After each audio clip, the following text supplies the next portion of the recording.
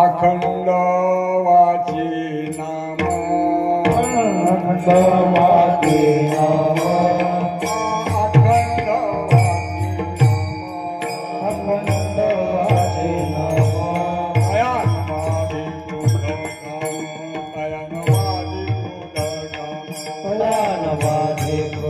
काम तयानवादी क्रोध काम तयानवादी क्रोध काम राम नाम वदता वाची राम नाम वदता वाची राम नाम वदता वाची राम नाम वदता वाची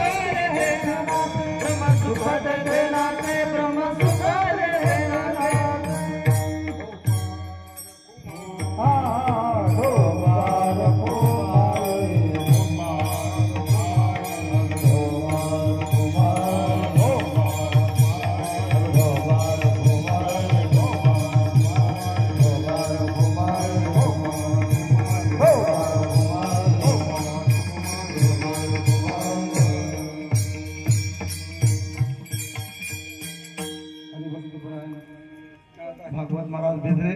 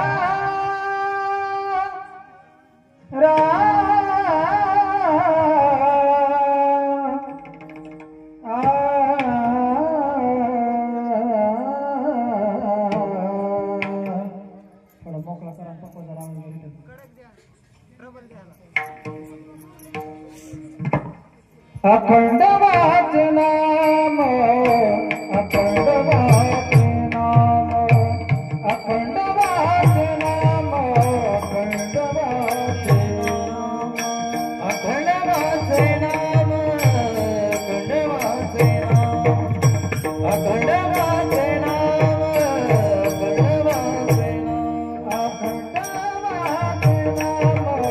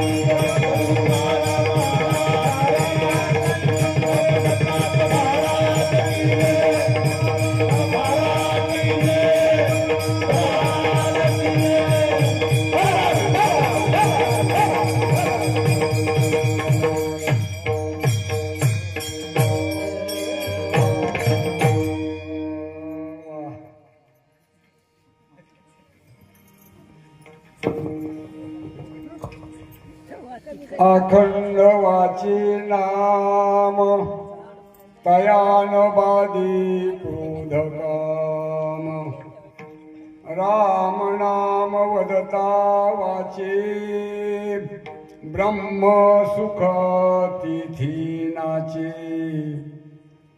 राम नाम वाजे टाळी महादोषा होई होळी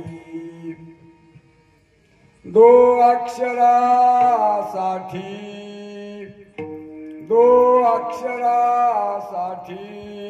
ब्रह्मा लागे पाठोपाठी एका जनार्दनी नाम सहज चैतन्य निष्काम वाची वदता वाचे राम नाम वाचे वदता ब्रह्म सुख तिथी नाची राम नाम वदता वाचे ब्रह्म सुख तिथी नाची पांडुरंगा करू प्रथम नमन दुसरे चरण संताची पांडुरंगा करू प्रथम नमन दुसरे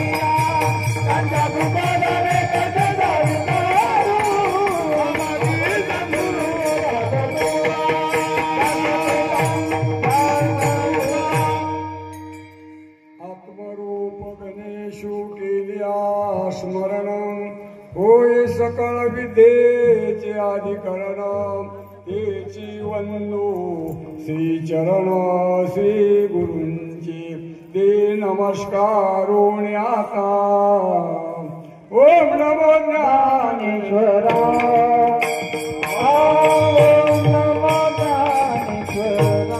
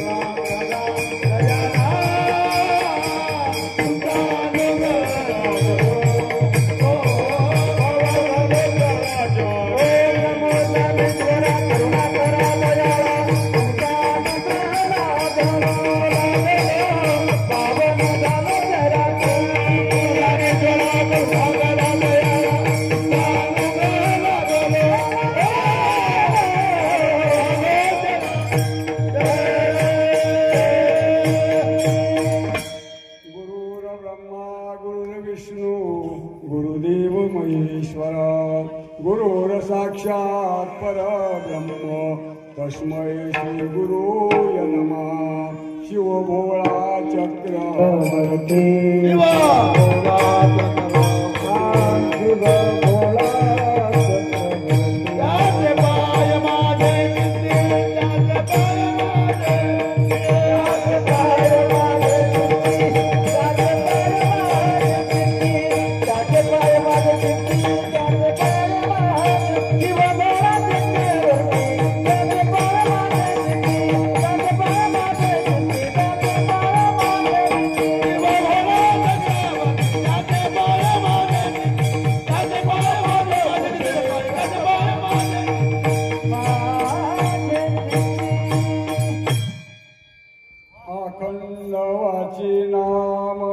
तयान बाधी क्रोध काम राम नाम वदता वाचे ब्रह्म सुख तिथी नाचे। आज या मंगल प्रसंगी संप्रदायामध्ये जे मंगल असतं, जी भूमी असते, पवित्र झालेलं ते नामानं पवित्र झालेली भूमी तिला मंगल भूमी म्हणतात। मंगल आपल्या संप्रदाय धर्माचं शेवटचं श्लोक आहे। तुका म्हणे मंगलाता कोण दाता या भूमी, म्हणजे प्रकाश आहे तो धर्माचा, त्याला मंगल म्हटलं जातं। आजचा पहिला एक मंगल आहे। बऱ्याच काळापासून म्हणजे 30 वर्षाच्या बाहेरून या गावामध्ये सप्त्याचा प्रारंभ झालेला आहे। नेम मूळ अधिष्ठान म्हणजे खंडागळे गुरुजी इथं सर्वेसला होते या चिंचोली गावामध्ये।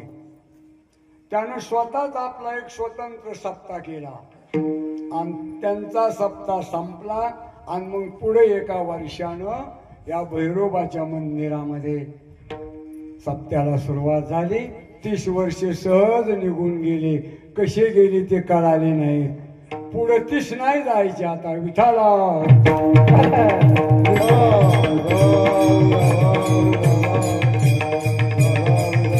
पहिला दिवस आहे, पहिल्या दिवसाचं आणि पहिलं देवाला नामस्मरणाचं मंगल द्यावं लागतं। सकल मंगल निधी, सकल मंगल निधी, विठ्ठलाचे नमः, विठ्ठलाचे नमः।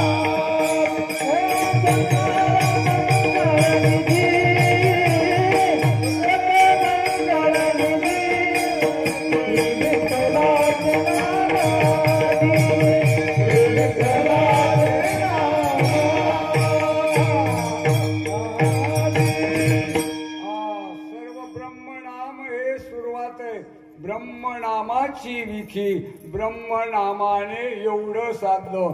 17व्या अध्यायामध्ये गोवी आली ब्रह्मनामाची.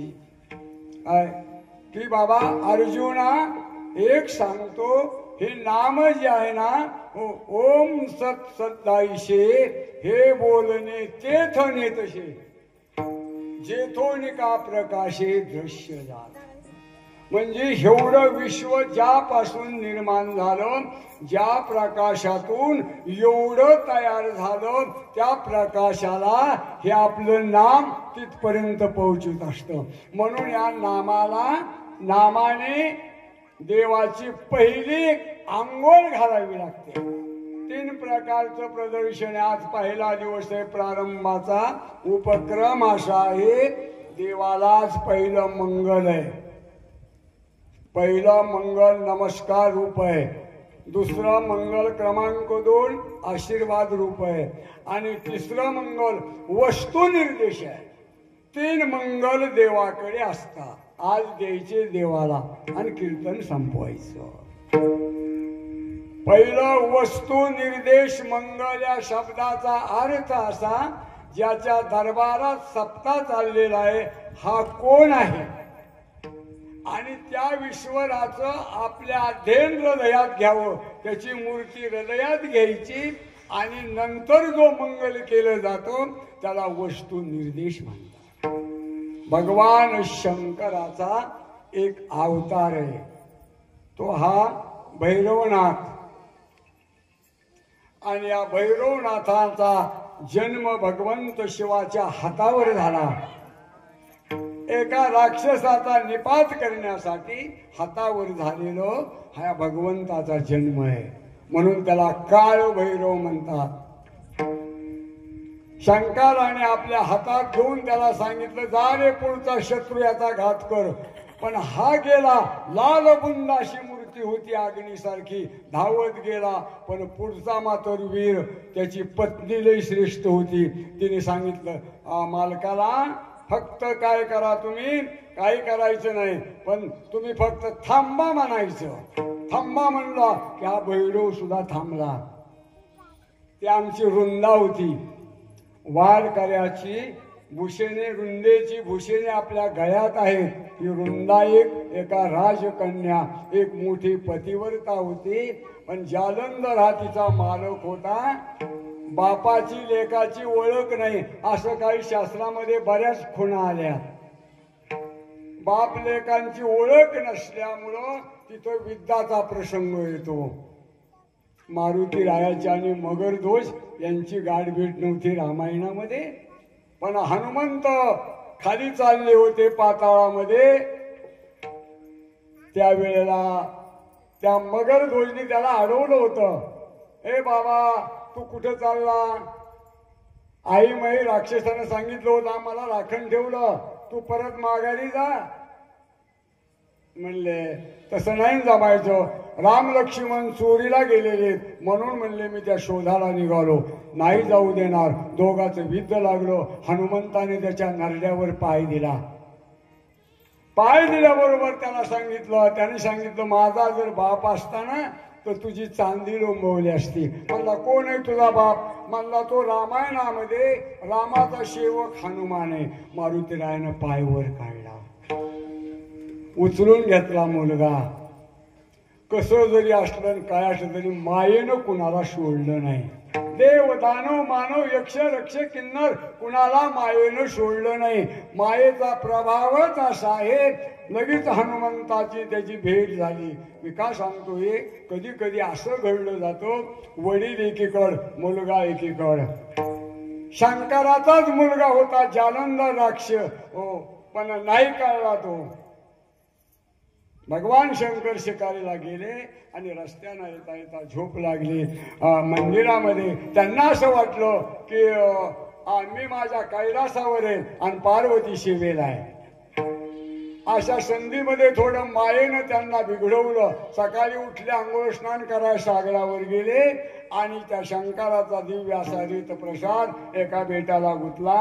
तिथं मुलगा जन्माला आला. 9 महिन्याने तो जालंधर प्रभावी निघाला, बलवान निघाला, बलशाली निघाला, लक्षणी निघाला. आणि त्या रुंदेचा विवाह त्याच्याबरोबर झाला. दोघाचा चाललेला संसार.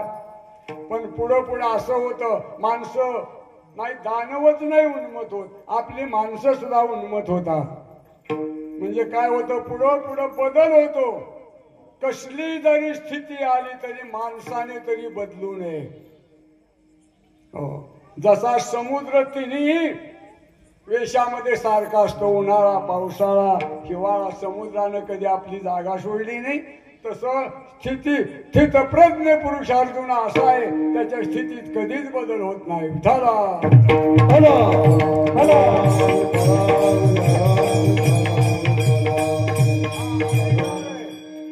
त्या दोघांचं. आणि नंतर त्या जालिंदराने स्वर्गावर शौर्या केल्या, बऱ्याच विजय मिळवला. देव जमले, शंकराकडे गेले, देवा याचा घात केल्याशिवाय आपल्याला गत्यंतर नाही, यानं इंद्रपद हलवलं. भगवान शिवजी म्हणले काय घाबरू नका, मी त्याच्याबरोबर युद्ध करतो. शंकर भगवान गेले विद्याला गेले. एकीकडे विद्याला बाप आहे, एकीकडे मुलगा आहे. दोघांचं युद्ध लागलं, पण मुलानं मात्र बापाला हरवलं. विद्यामध्ये नाही जमलं. ते का हरवलं? एक गंमत अशी असते, मागं कुणाचं तरी पुण्य लागतं. कोणती क्रिया घडण्यासाठी पुण्याचं पाठबळ लागत असतं. हा सप्ताह होतो म्हणजे काय, इतर कुणाचं तरी महान एखाद्या भाग्यवंताचं पुण्य असावं लागतं. पुण्याशिवाय या गोष्टी घडत नाही. आणि काही कालांतराने त्या पुण्याला फळ येतं. पुण्य फळले, पुण्य फळ